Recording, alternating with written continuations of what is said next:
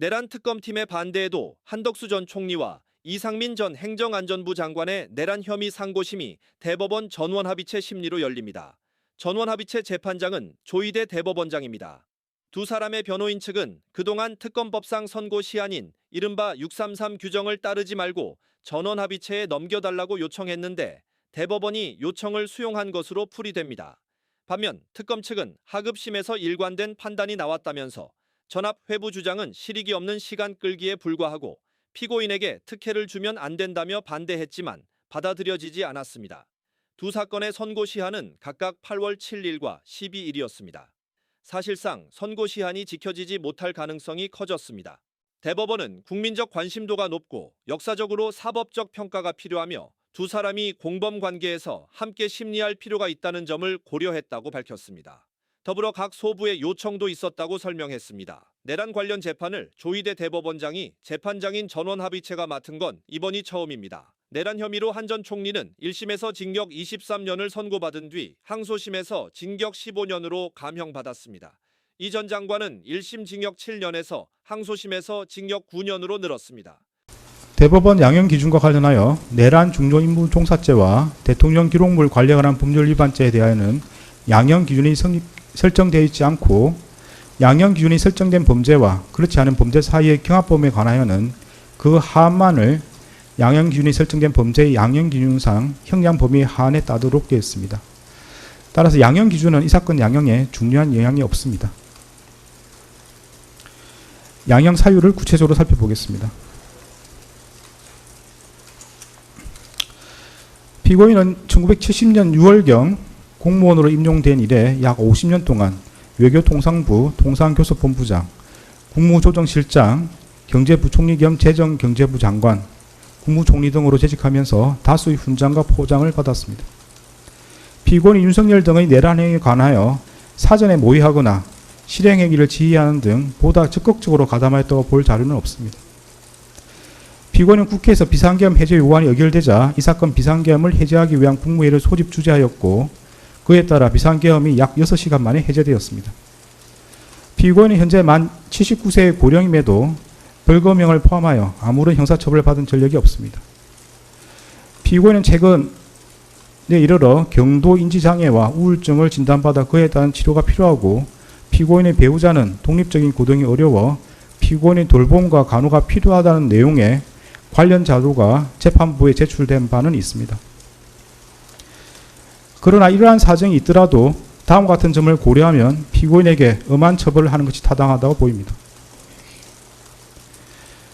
윤석열이 2024년 12월 3일 비상계엄을 선포하고 이에 근거하여 헌법에 따라 보장되는 의회, 정당 제도 등을 부인하는 내용의 위헌위법한 포고령을 발령하며 군 병력과 경찰 공무원을 동원하여 국회 중앙선관위 등을 점거, 출입 통제하거나 압수수색한 행위는 앞서 본 바와 같이 형법 87조에서 정하는 내란 행위에 해당합니다.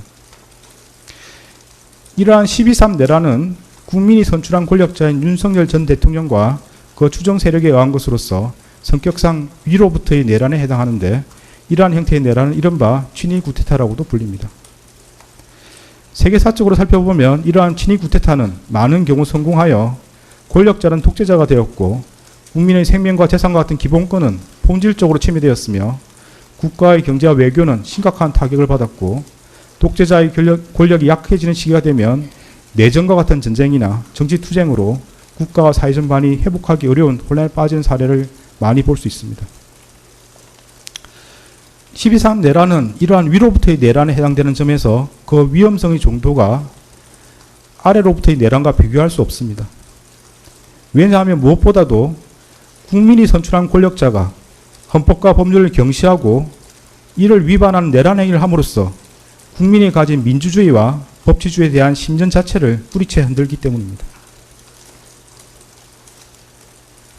현재 우리 주위에는 민주적 기본 질서에 대한 중대한 침해가 있거나 이를 파괴하려는 시도가 있고 이미 유효한 구제수단이 남아있지 않는 그러한 극단적인 상황에서나 논의되는 저항권을 평상시에 아무렇지도 않게 주장하는 사람들, 헌법과 법률에 정한 바 없어 위헌위법한 주장에 불과한 계몽적 계엄, 잠정적 계엄, 경고성 계엄을 당연하듯 주장하는 사람들, 지난 2025년 1월 19일 발생한 서울 서부지방법원 폭동사건과 같이 자신의 정치적인 입장을 위해서는 헌법과 법률을 쉽사리 위반할 수 있고 그 과정에서 다른 사람이 피해를 줄 수 있는 상황이 당연하다고 생각하는 사람들, 민주주의의 근본이 되는 선거제도를 정당한 근거 없이 부정하는 사람들이 있습니다. 12.3 내란은 이와 같이 잘못된 주장이나 생각을 양산하거나 그 상태를 더욱 심각하게 만들었습니다. 이러한 점에서 아래로부터의 내란에 해당하는 기존 내란 사건에 관한 대법원 판결들은 위로부터의 내란에 가담한 피고인에 대한 형을 정함에 있어 기준으로 삼을 수 없습니다. 그리고 기존 내란 사건이 발생하였던 시기와 12.3 내란이 발생한 시기에 대한민국의 국제적인 위상은 비교할 수 없을 정도로 차이가 납니다. 현재 대한민국은 세계적으로 선진국으로 인정받고 있고 이에 따라 국제무역과 국제정치 등에 있어서 그 위상도 기존과 비교할 수 없습니다. 이러한 대한민국에서 친위 쿠데타가 발생했다는 사실로 인하여 생긴 경제적, 정치적 충격은 기존 내란 행위와는 비교할 수 없을 정도에 이른다고 보입니다. 이러한 점에서도 기존 내란 사건에 관한 대법원 판결들은 피고인에 대한 형을 정함에 있어 기준이 될 수 없습니다.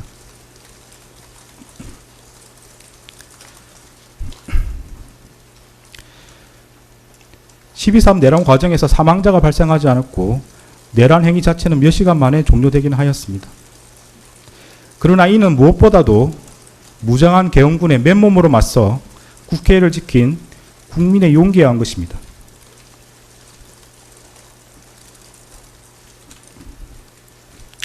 이에 더하여 이러한 국민의 저항을 바탕으로 신속히 국회에 진입하여 비상계엄 해제 요구안을 의결한 일부 정치인들의 노력, 대한민국 역사에 있었던 내란의 암울한 기억을 상기하면서 위법한 지시와 명령에 저항하거나 혹은 어쩔 수 없이 이를 따르더라도 소극적으로 참여한 일부 군인과 경찰 공무원의 행동에 의한 것입니다. 결코 12.3 내란 가담자에 의한 것이 아닙니다. 따라서 12.3 내란 가담자에 대한 형을 정함에 있어 피해 발생이 경미하였다거나 짧은 시간 동안 진행되었다는 사정을 깊이 고려할 수는 없습니다. 일단 국헌을 물랑하게 할 목적의 폭동이 발생하면 이로 인하여 막대한 인명과 재산상 피해, 사회적 혼란이 초래될 것은 분명하고 혹시라도 내란이 성공하여 국민적 합의로 성립한 현재의 헌법 질서가 폭력에 의하여 무너지게 되면 이를 원래대로 회복하는 것은 대단히 어려운 일이 될 것입니다.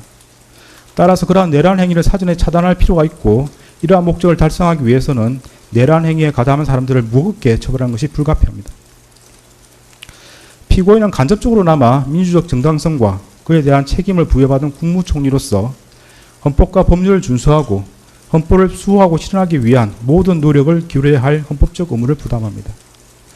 그럼에도 피고인은 12.3 내란이 성공할지도 모른다는 생각에 이러한 의무와 책임을 끝내 외면하고 오히려 그 일원으로서 가담하기로 선택하였습니다. 이러한 피고인의 행위로 인해 대한민국을 자칫하면 국민의 기본권과 자유민주적 기본 질서가 유린당하였던 어두운 과거로 회귀하여 독재정치라는 수렁에서 장기간 헤매 나오지 못하게 될 수 있었고 국민은 씻을 수 없는 상실감과 상처를 입게 되었습니다. 피고인은 국무총리로서 12.3 내란의 진실을 밝히고 그의 합당한 책임을 지기는커녕 사후 자신의 안위를 위하여 이 사건 비상계엄 관련 문구를 은닉하고 비상계엄 선포가 적법한 절차에 따라 이루어진 것처럼 보이기 위해 허위 공문서를 작성하였다가 폐기하였으며 헌법재판소에서 위정하였습니다. 피고인은 재판 과정에서도 허위로 진술을 번복하고 대통령실 CCTV와 같은 객관적인 증거에도 불구하고 아무런 기억이 나지 않는다고 주장하는 등 진실을 은폐하고 책임을 벗어나고자 할 뿐입니다. 피고인이 진실을 은폐하고 책임에서 벗어나고자 한 행위들로 인해 우리 사회의 정치적 분열과 갈등이 더욱 심화되었고 앞으로도 이러한 상처와 갈등이 쉽사리 봉합될 수 있을 것으로 보이지는 않습니다.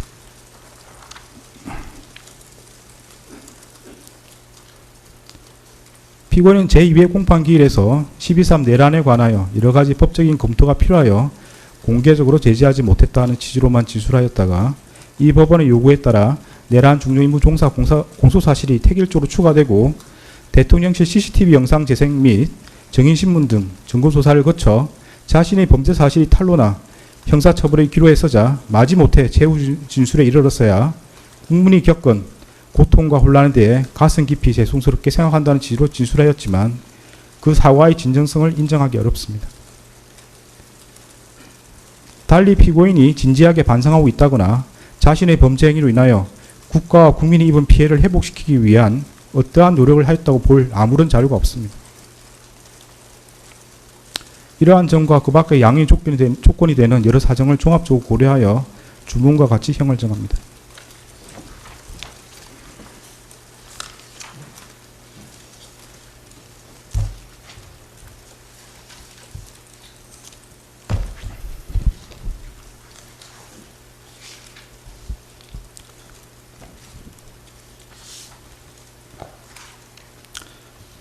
주문. 피고인을 징역 23년에 처한다. 이 사건 공소 사실 중 허위 작성 공문서 행사의 점은 무죄. 판결에 불만이 있으면 일주일 이내에 항소장을 제출해서 다툴 수 있습니다. 항소하는 경우는 서울고등법원에서 재판이 진행됩니다. 무죄 부분이 있습니다. 관련해서 안대문을 제공하고 주문의 무죄로 표시된 부분에 대해서는 관보나 신문 등에 이를 기재할 수 있습니다. 그런 절차를 원합니까? 피고인한테 묻습니다. 무죄 부분을 신문이나 관보 등에 게시하기를 원합니까? 특별히 그런 계획 없습니다.